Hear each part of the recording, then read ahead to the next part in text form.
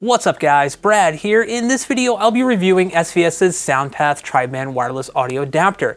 Now does this $200 wireless adapter deliver the goods for wirelessly connecting your subwoofer to your receiver or pre-pro? Well, let's find out.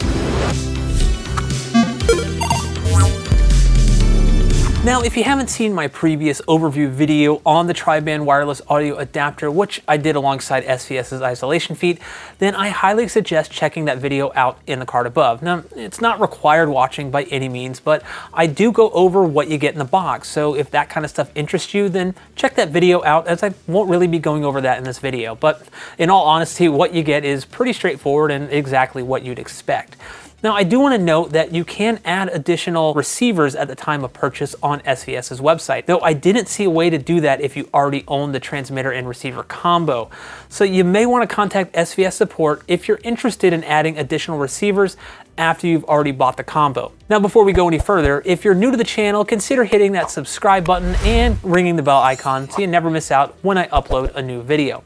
Also, you'll find links in the description below to calibration tools I'd recommend checking out, along with some other goodies like links to my full home theater setup. And full disclosure here, SVS did loan me the tri-band wireless audio adapter in order to review it and test it out, but they didn't pay me anything, and this is not a sponsored video.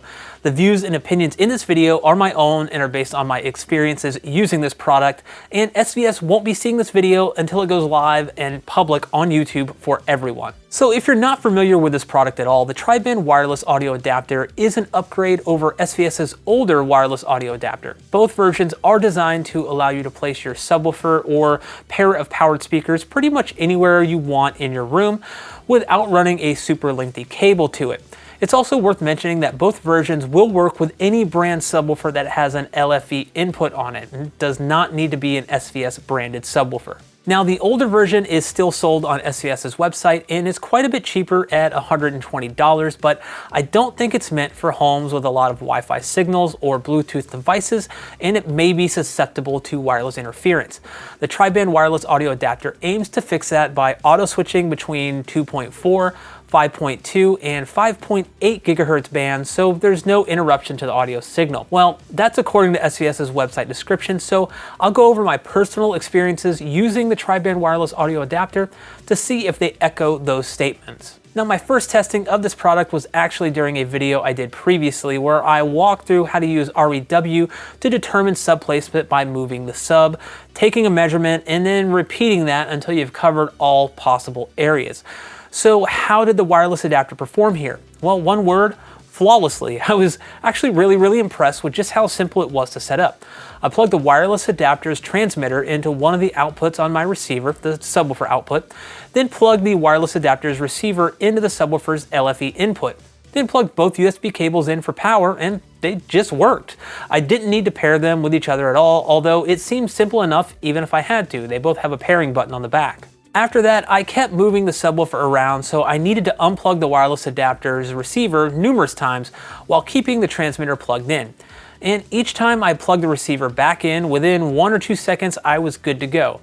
Now, the wireless adapter plugged into the subwoofer never once had an issue reconnecting with the transmitter, like at all. It just worked again and again. I had 0 dropped audio signals even when I didn't have line of sight with the transmitter. And as a side note here, the wireless adapter receiver was powered by the SVS PB1000 Pro's USB port, and the subwoofer itself took longer to turn on than the receiver did to connect to the transmitter. Pretty simple and painless. So in doing measurements for that video, I was on high alert and on the lookout for anything that looked off or not right with the frequency response graphs in REW, and thankfully there's nothing here to report. Output and frequency response was identical to what I typically get with a subwoofer cable hooked up, so no worries there in terms of signal degradation.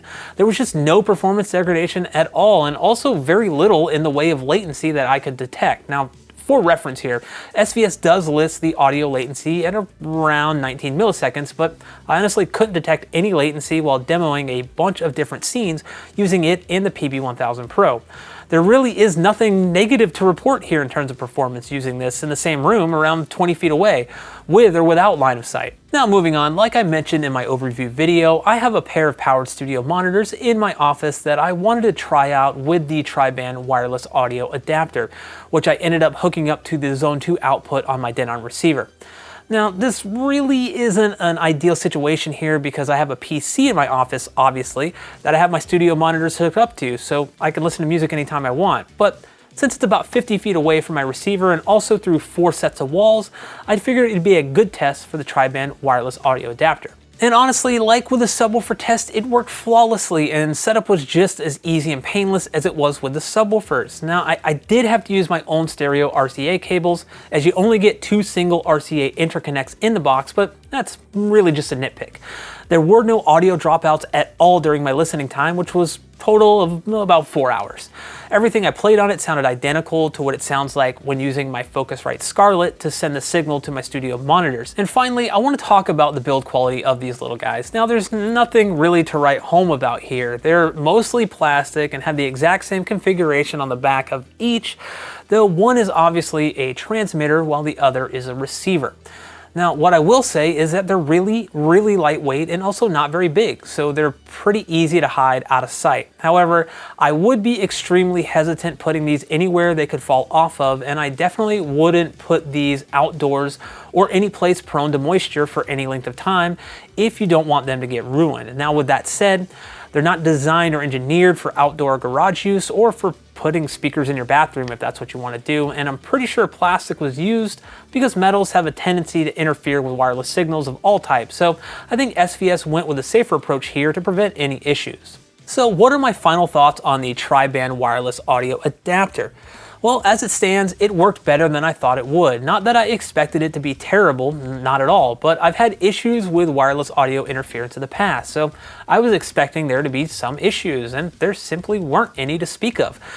We have a lot of wireless and Bluetooth devices in our home, and that was never an issue while using the tri-band wireless audio adapter. Is it worth that hefty price tag though? And well, I'll just say this. If you're looking for a way to place your subwoofer in a tricky spot and don't want to or simply cannot run a subwoofer cable to that location, then this definitely fits the bill and might be worth the cost for you.